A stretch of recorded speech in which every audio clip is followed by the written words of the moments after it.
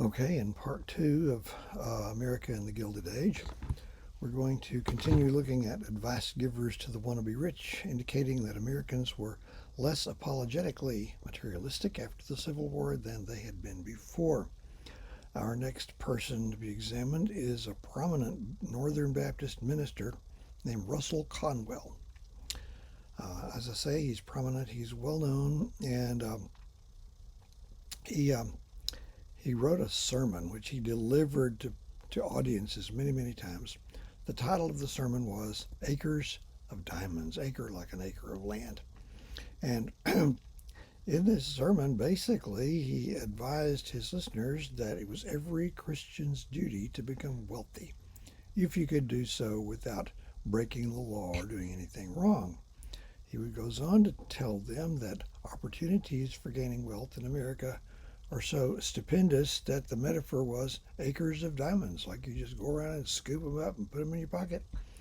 Um, so then probably some social responsibility stuff wrapped into it. I haven't actually read it, uh, but I don't think he advised his listeners that about to beware of the sin of avarice. I don't think he did. He went on the lecture circuit, and in those days, and this won't go up any other time, there was an organization with a name that sounds like some kind of Indian name. It's Chautauqua. I'll put it on the screen. And they sponsored all kinds of things, anything from lectures, speech makers, music, whatever it might be. And there are towns all over the country that set up special sort of auditoriums to host these things. And with so few other entertainment opportunities out there prior to the advent of motion pictures and so forth, you can make your living doing that.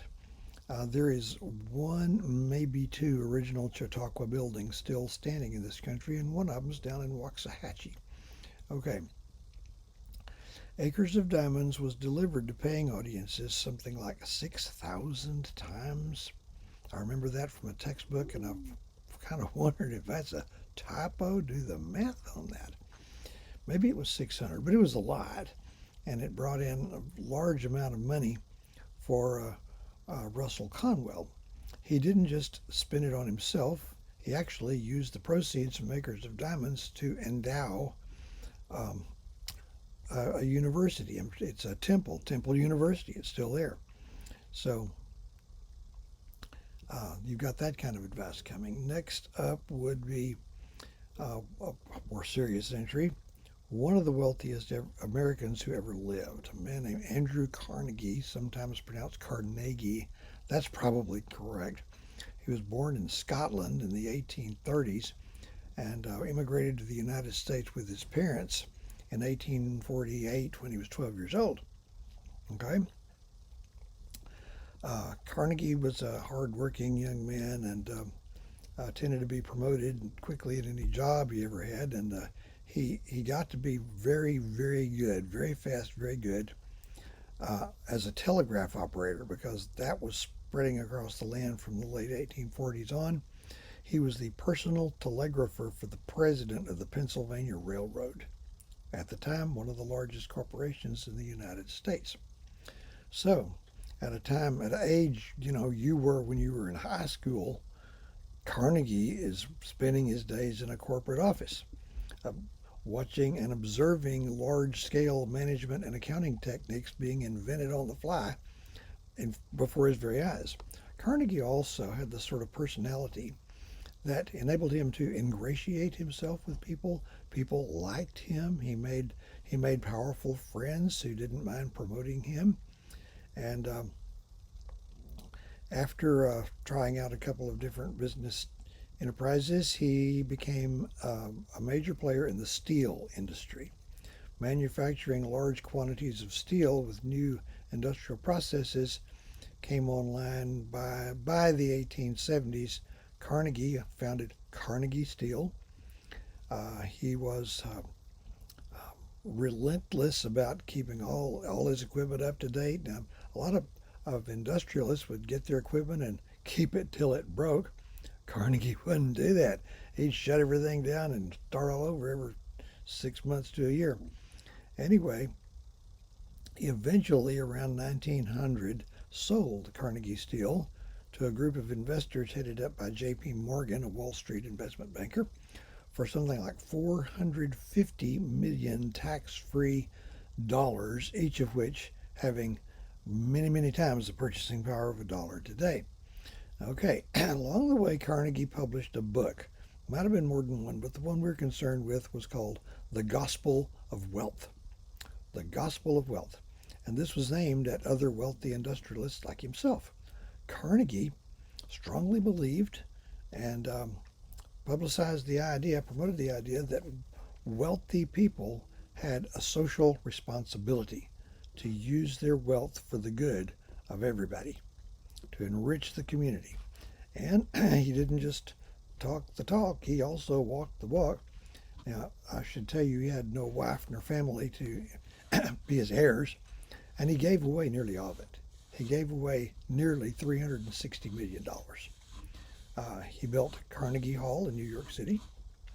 He founded Carnegie Institute, an institution of higher learning in Pittsburgh where the steel mills were. It's now known as the Carnegie Mellon University. Andrew Mellon was a Pittsburgh banker who also threw in a lot of money a generation or so later. And he built over 900 public libraries across the United States. Nearly every town of any size had a Carnegie Library. I'll testify to that. When I was a kid, we used to spend summers in Brownwood. Brownwood had an old Carnegie Library, and some of the most pleasant times I had were in that grand old library with the columns on the front and all the books in there. And for somebody like me, that's a very neat place to be. Okay, so that and really rich people today have followed his example. Whether they would have done that otherwise, I couldn't tell you. But they'll set up foundations and so forth, because how much money does it really take? Seriously, how much does it really take? Of course, wealth is not just money, and if say somebody's worth $1 billion, that doesn't mean they got that in the bank. But that's a whole other subject. Finally, there's a fiction writer named Horatio Alger. Horatio Alger lived till I think 1899 and published over 100 short novels. They're basically cheap paperback novels. They are not literary masterpieces, but the target audience of Horatio Alger's novels were teenage boys. Don't laugh. It's just nothing else to do. He sold millions and millions of these things. So it's an eager audience. That's before they invented, game cartridges and that kind of stuff. Were those dead? I wasn't looking. Okay, it's almost like the same novel over and over again. He'll just change the setting and the character names and such like that. But the protagonist, the main character, is always a very worthy, honorable, noble teenage boy who's struggling against difficult circumstances. Maybe he's working 12, 14-hour days to feed his invalid mother and his 9 younger sisters, whatever it might be, something like that. But he's straight up. He's pathologically moral. He's going to be the first one to get to work. He's going to be the last one to leave. He's barely going to take a lunch break. And if you've been token up back in the stockroom, you do not want him to know about it, because he's going to narc you out in a New York minute. Well, along the way, something comes along to that permits him to show his startling character, and so that brings him to the favorable attention of management. He gets a pat on the head and a promotion, and his feet are set upon the path to business success, which seemed to be the only kind of success that Horatio Alger understood. So, what we get out of these cheap novels that seem laughable in a way, what we actually ended up getting out of that were at least 2 generations of extremely honest American men. These teenage boys grew up to be men.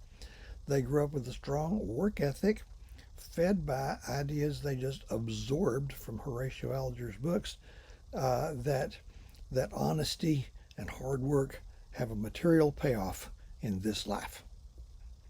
Well, that's not necessarily true, but I'll take the result. And for many years, someone who had been like an unlikely, improbable rags to riches success story, people would say his life was a Horatio Alger story, and everybody knew what that meant. And in lo these many years, I've had maybe one or maybe zero students who had any flicker of recognition for that term at all. But now you know what a Horatio Alger story was. Okay? So with all that out there, it's pedal to the metal whole hog, way more people actively seeking to become wealthy. Okay, next thing here, what was the myth of unlimited social mobility? First of all, what is social mobility? Well, every human society that we know about is stratified into classes or ranks, with some outranking others. Social mobility is movement up or down this social hierarchy. Okay? Now, what is a myth? It's not necessarily just a story that's not true. Virtually all actual myths have some grounding in truth or reality. But whether the story is true or not is not what makes it a myth. To qualify as a myth, it has to be a narrative of some sort that a culture will cling to and use to explain things, explain why the world is the way it is, who they are, what their role in the world is. It may be the basis of a value system. To kill a myth is to kill all of those things. So keep that in mind. So this is a myth. Now the next key word, unlimited. The myth of unlimited social mobility. Now, if you had to prove that there was unlimited social mobility, here's what you'd have to demonstrate with an actual case. You'd have to show some actual person where you could document that they went all the way from the bottom all the way to the top. Top to bottom. That's unlimited. That's one aspect of unlimited. The other aspect would be that anybody could duplicate that if they worked hard enough. People didn't believe in luck so much. They believed that the harder you work, the luckier you get.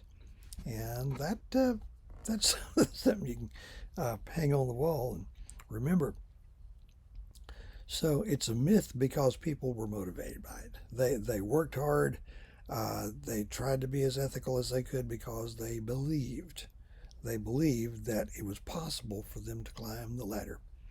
So was there anybody that would demonstrate that? Not really. Closest we come is Andrew Carnegie.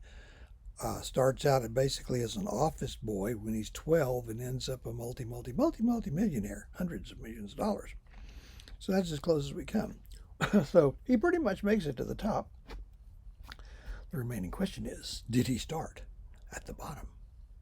Well, he's an immigrant, but there are a lot of worse places in terms of your social acceptability, a lot of worse places than Scotland to be an immigrant from.